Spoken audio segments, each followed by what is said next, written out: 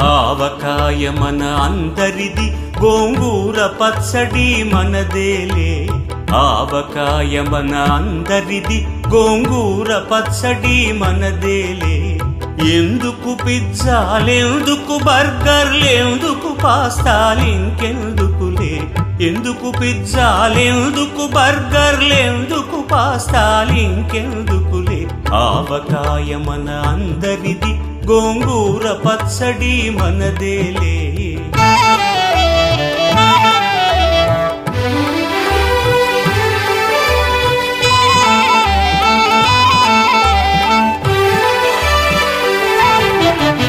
ఇడ్డెన్లలోకి కొబ్బరి చట్నీ, పెసరట్టులోకి అల్లమురా.